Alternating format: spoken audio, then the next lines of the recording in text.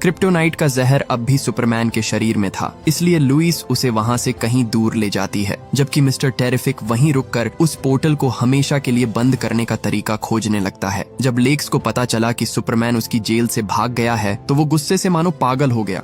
Ewe आराम से selfie ले रही थी, लेकिन लेक्स के गुस्से का पारा इतना चढ़ जाता है कि उसने उसे भी वहां से दफा होने को कहा। ईव अब और बर्दाश्त नहीं कर सकी, वो रोने लगी और रोते हुए जिमी को फोन लगाया। हालांकि अल्ट्रामैन ने उसे जिमी से बात करते हुए सुन लिया और तब उन्हें पता चला कि ईव उनकी जासूसी कर रही थी। ईव को तो उन लोगों ने पकड़ लिया, पर उसने पकड़े जाने से पहले जिमी को सारे सबूत भेज दिए थे।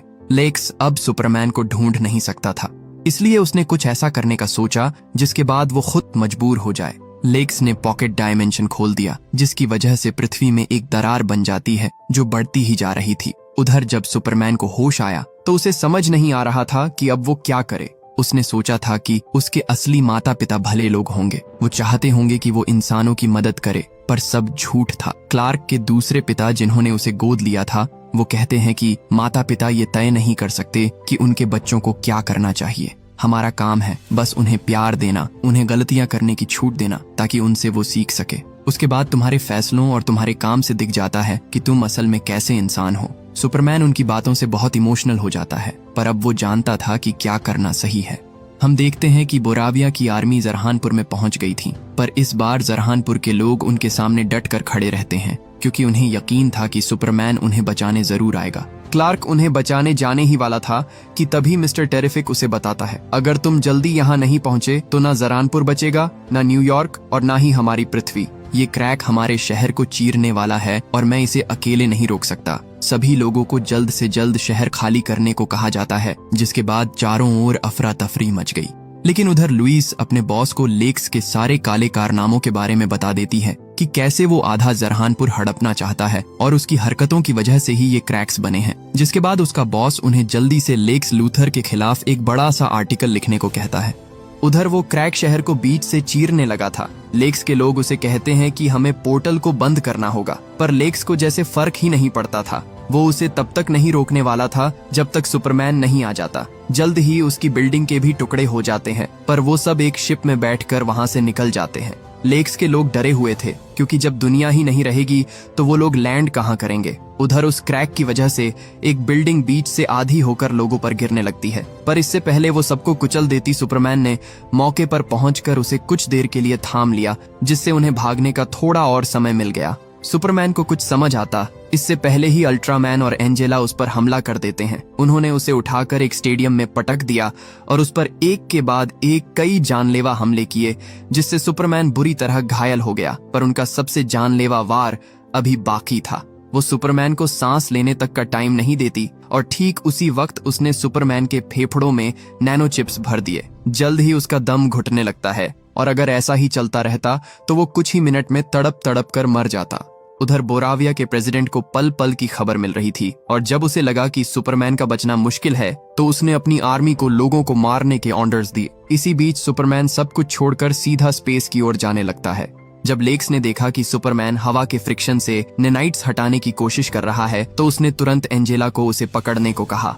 दोनों ऐसा ही करते हैं और मिलकर सुपरमैन को पीटने लगते हैं। हालांकि सुपरमैन रुकता नहीं और इतनी ऊपर आ जाता है कि अब उन्हें सांस लेने में दिक्कत होने लगी थी। इसके बाद उसने अपने शरीर को ढीला छोड़ दिया और बहुत तेजी से नीचे गिरने लगा। उसकी रफ्तार इतनी तेज थी कि अगर वो जमीन से टकराते तो सुपरमैन तो बच जाता, पर एंजेला मारी जाती।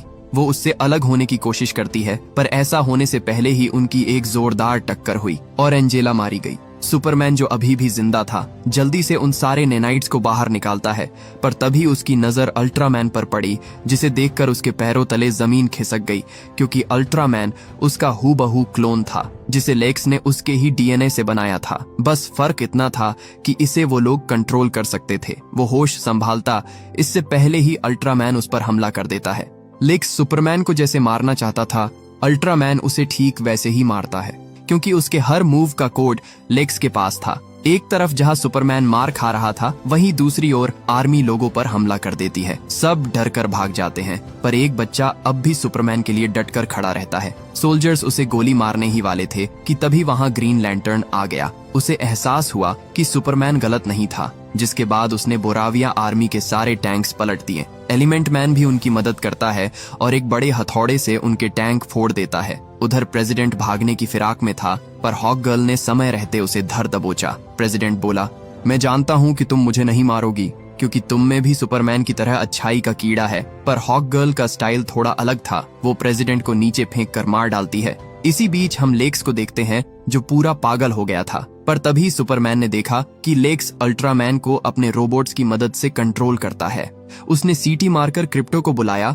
इसके बाद क्रिप्टो एक एक करके उसके सारे रोबोट को तोड़ने लगता है। अब अल्ट्रामैन किसी काम का नहीं था, जिसके बाद सुपरमैन उसे उठा उठाकर पटकता है। लेक्स गुस्से से आग बबूला हो गया, जिसके बाद उसने सुपरमैन को खत्म करने के लिए अपने रोबोट्स की आर्मी भेजी। पर सुपरमैन, जो अब तक खुद को रोकते आ रहा था, इस बार पीछे नहीं हटता और उन सबको अपनी लेजर बीम से खत्म कर देता है। इसी बीच अल्ट्रामैन ने फिर से उस पर अटैक कर दिया। वो सुपरमैन का एक हाथ तोड़ देता है, पर इस बार सुपरमैन ने उसे ब्लैक होल में फेंक दिया, जहां से अब उसका वापस आना नामुमकिन था।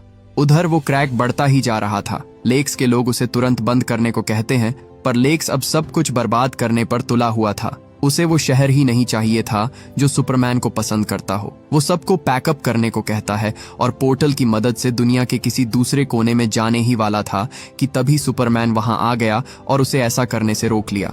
मिस्टर टेरिफिक उनके सिस्टम को हैक करके क्रैक को बंद कर देता है और उसने पॉकेट डायमेंशन में जाने वाले सारे पोर्टल्स भी डिस्ट्रॉय कर दिए। क्रिप्टो लेक्स को उठा उठाकर पटकता है, क्योंकि उसने उसे बहुत टॉर्चर किया था। इससे पहले वो उसे मार देता, सुपरमैन ने उसे रोक लिया। लेक्स देखता है कि हर न्यूज चैनल पर बस उसी की खबरें चल रही थीं। अब सबको पता चल गया था कि ये सब उसी का किया धरा है, और इस तरह सुपरमैन एक बार फिर से लोगों का हीरो बन गया था, जो देखकर लेक्स लूथर खून के आंसू रोता है। जिन लोगों को उसने पॉकेट डायमेंशन में कैद किया था, उन्हें रेस्क्यू कर लिया जाता है और पुलिस लेक्स को सबके सामने बेइज्जत करते हुए उसे अरेस्ट कर लेती है। उधर हम क्रिप्टो को देखते हैं, जो अपनी ही दुनिया में बिजी था। सुपरमैन ने इस पूरे हादसे से बहुत कुछ सीखा था। उसे समझ आ गया था कि गलतियां इंसानों से ही होती हैं, इसलिए वो लुइस से भी माफी मांगता है और उसे उसका इंटरव्यू लेने को कहता है, जिसमें वो उसके सारे सवालों के जवाब देगा। वो चाहता तो बड़े आराम से दुनिया को बचाने का क्रेडिट ले सकता था, पर वो ऐसा नहीं करता। उसने कल के अखबार के फ्रंट पेज पर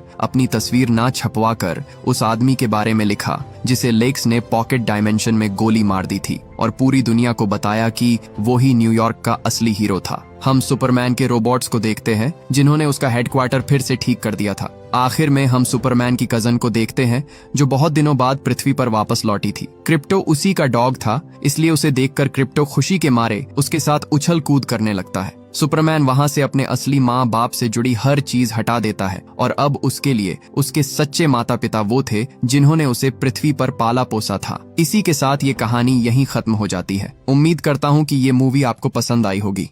थैंक यू फॉर वॉचिंग।